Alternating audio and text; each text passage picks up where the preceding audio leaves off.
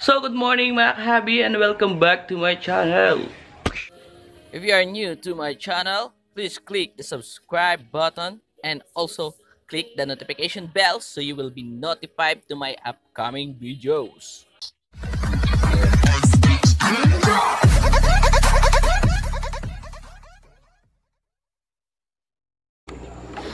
So ito yung nadagdag na aquarium sa bahay namin. Tsaka nilagyan ko siya ng division. Ito, dahil maglalagay ako ng flower horn dito galing dun sa munting palaisdaan natin. Tsaka dito din. Ito. Nilagyan ko rin dito kasi apat yung flower horn na nandun. No, ililipat natin dito. Dito yung isa. Yan.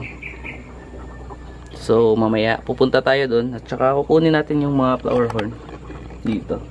Nga pala. Ito dito ko na lang sila nilagay. Nilagyan ko ng cage board. Ito para yung fry din nila makain. Tapos medyo malaki rin naman tong pangs nito. Tapos yung mga black sword tail. Yan di pa nag-drop. Medyo malaki na yung mga tummy nito. So tara, punta na tayo sa kabila. Let's go.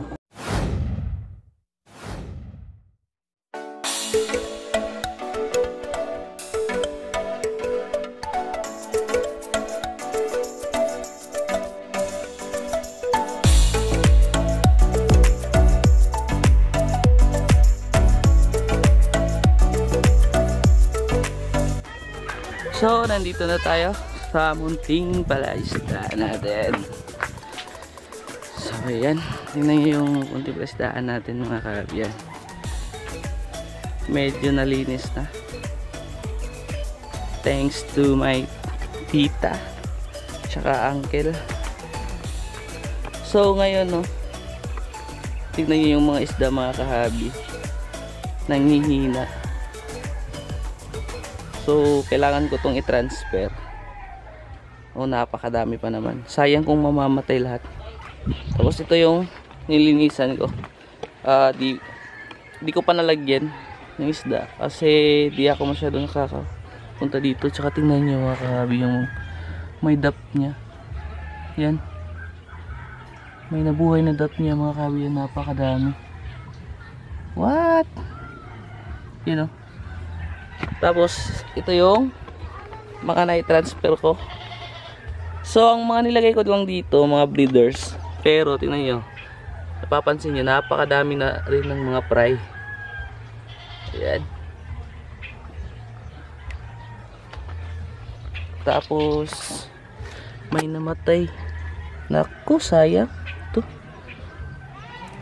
Tapos, yung mga batong nagkaka... So yun, napakadami ng fry. Tingnan niyo. Yan. Tsaka may nabuhay na dap niya dun. Hindi ko alam bakit. Tapos ito yung mga flower horn na ilalagay natin dun. Ito. Apat. Itong apat na to. Yan. Ito yung isa.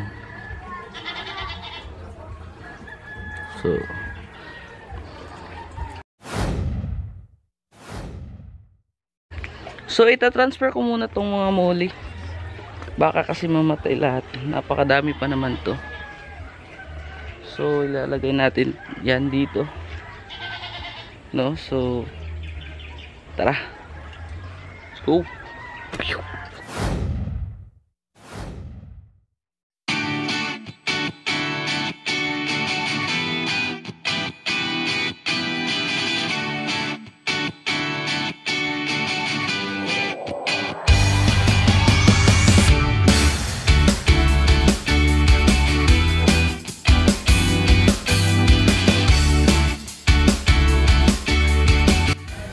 So ito lahat yung mga mollusks na nakuha ko. Pero may natira pa pala dito. So yan, nag-drain na ako ng tubig. So nilagyan ko ng fishnet dyan sa ilalim para yung mga isda hindi mapunta dun sa drainage pond o or di maisama dun sa pag-drain. So yan, pagkakuha ng tubig, titingnan natin kung may natira pa yun. So dito lalagyan ko ng tubig, dadagdagan ko kasi medyo mababaw na yung tubig dito. So ito lalagyan na natin dito. Tara, maganda ngayon na mag-transfer ng isda kasi pantay lang yung temperature ng tubig.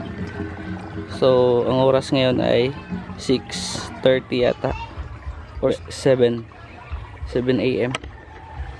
So okay lang naman na i-transfer natin to agad kasi yung tubig same lang ang temperature, maaga pa kasi ngayon. So lalagay na natin, let's go.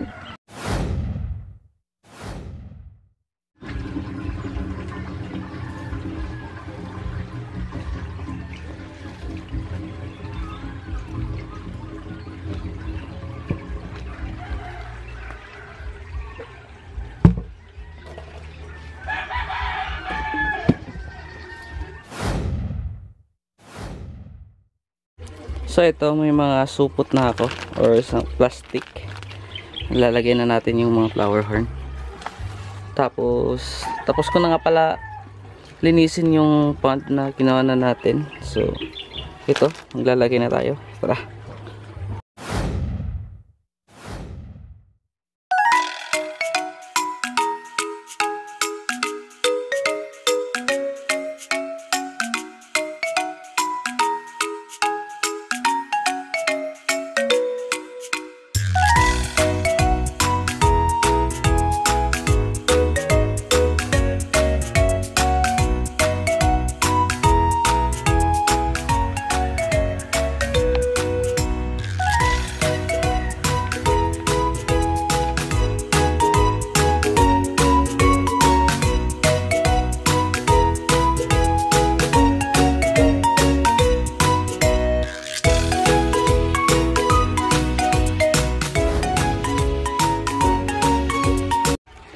So ito na yung mga flower horn.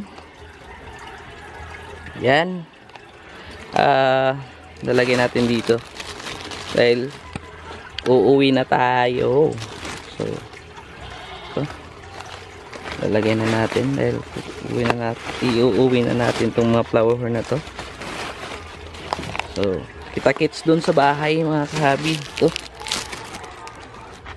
So kita-kits dun sa bahay. Tapos papakita ko sa inyo kapag nalagay na natin to sa aquarium.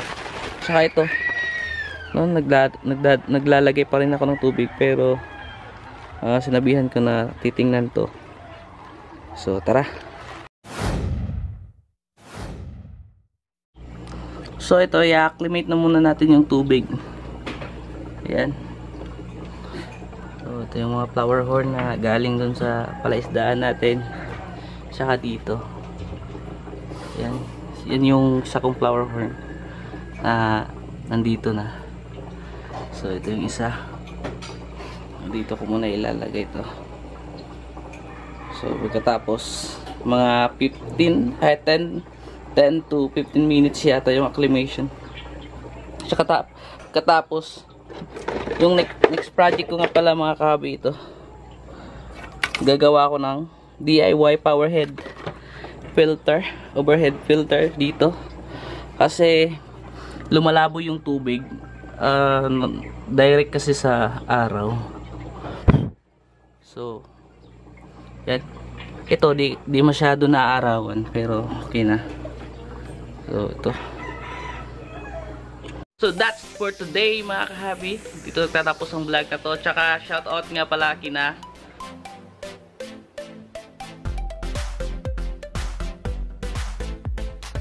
so yun, huwag kalimutang mag-like, comment, and subscribe. Tsaka see you in the next video. Peace out.